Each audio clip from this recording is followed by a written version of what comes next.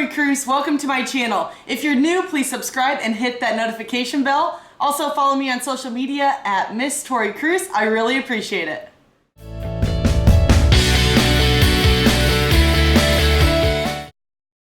The one and only Luciera. I always love to ask at the beginning, how would you describe yourself? If we have any listeners here that maybe have not heard of you before, what do you do? What are you doing currently? Give us a little bit of background and all the good details about that.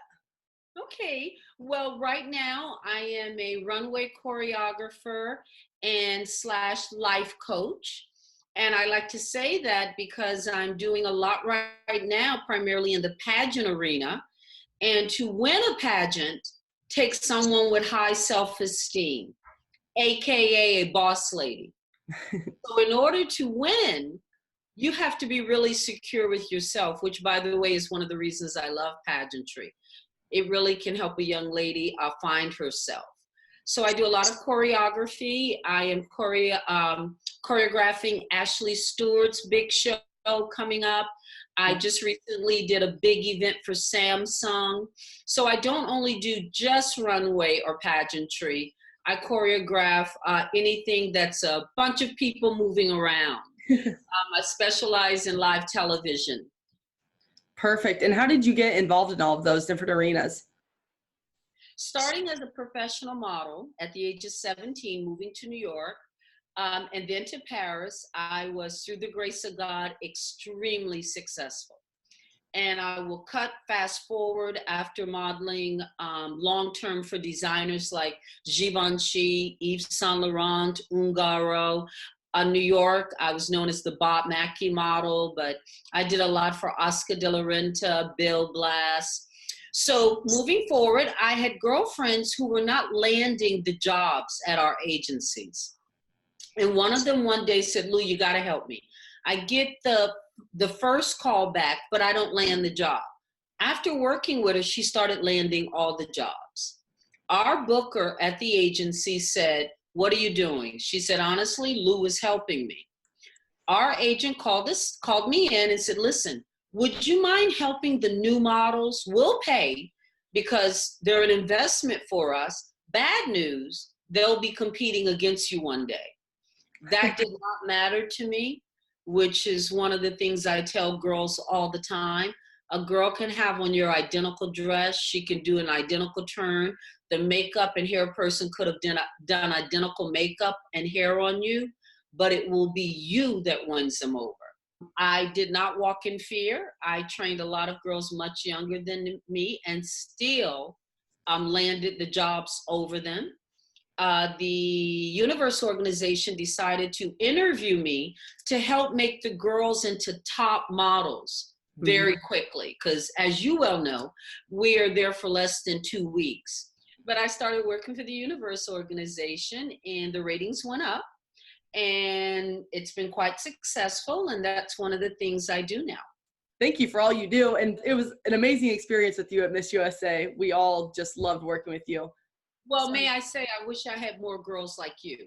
Oh, thank you. Are such a professional, to the T professional. Thank you. So what would you recommend to girls who are wanting to be a runway model and maybe going for their first casting call? They don't know what to expect. They don't know what to wear. What would you say to them? Modeling is not growing.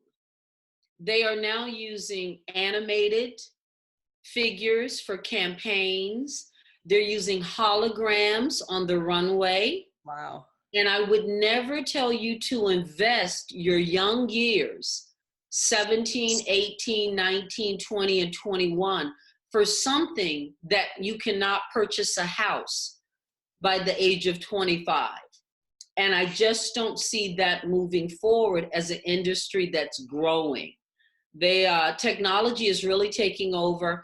It would be the same if someone were asking me, could they be a librarian, open a bookstore, be a telephone operator? I just don't see those industries growing. Yeah. But I'm never here to crush dreams. First, no one can get you with an agent.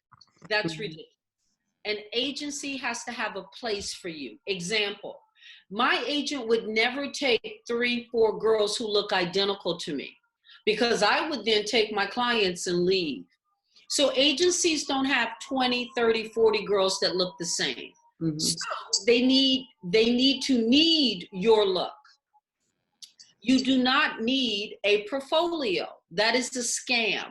A portfolio is not a book full of pictures you paid for. That's called a photo album. Everybody and their mother has one. A portfolio is a book full of work. So once you get an agent, they will send you to a testing photographer. You will do anywhere from 2 to 4 shots, and then you go out and get work.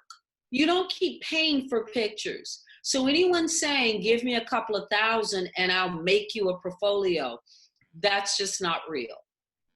Thirdly, your portfolio, your pictures will be done through your agency because they know what their market is or what their clients want. Example, all your pictures are really, really sexy. You think you should have in your portfolio when they are looking more for JCPenney's, Gap, Banana Republic, Target, all those clients which pay incredible money, but yet you're in a bikini with red nails and black liquid liner, and they wanted you more fresh face in a skinny hip hugger jean and just an off the shoulder white beautiful blouse, smiling softly. So your agent will know what the clients want, which will help you get work. Secondly, agents don't make you pay. Or should I say fourth now? Agents don't make you pay. Agents take 20% of the check you get from the client, and they charge the client 20% handling fee for you. That's how an agent makes a living. And to get an agent is so simple. You send a picture to an agent in a skinny jean, no makeup, and a tank top. They will email you back if they're interested at all and ask if you have other photographs. If you do, you send them. If you don't, you say no, and they will call you in to talk to you to see then if you have what it takes mentally. Then, if they like you, they will keep you with the agency 1 to 3 months. If you do not land a job, it is not their job to help you land a job.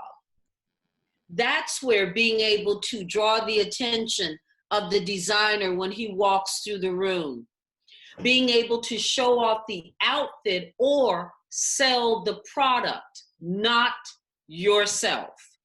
That's where those type of things come in. And I think that you made a really good point there, is that you sell the product, not yourself. So how can you go from being a pageant girl to then a model? First of all, it has nothing to do with any occupation you had before. Mm-hmm. But I will tell you, there is a heightened alert, a big red light, a stigma, if you might want to say, over pageant girls. The agencies I know will not touch pageant girls. Unfortunately, there are those who came before you and made it very bad by telling a designer or a client, I want this kind of makeup. I want this hair. What do you mean you want me to be? A model would never open her mouth ever to say how she should look. That is 100% up to the client. Secondly, when I'm selling a product, the product is important. I need to know, are there pockets? Because I need to show that in the picture.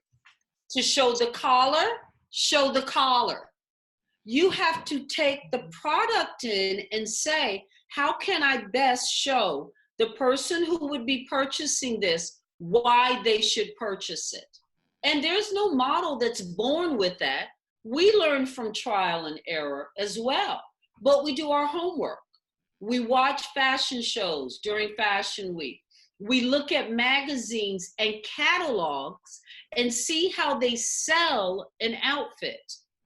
So if there's a woman who wants to be walking in New York Fashion Week, or maybe Miami Swim Week, or wants to be the next Sports Illustrated swimsuit model, what do you recommend that process? How do they even get to that point? First, no major client will take you if you're not with an agency. Okay. They don't hire girls off the internet. And I just want to be absolutely clear. Yes, there are internet models. Internet models don't walk in New York Fashion Week.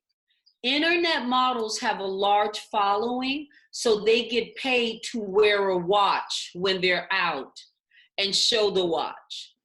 They get paid to wear a necklace at a club of some sort or show up at a club, and they get paid to publicize that.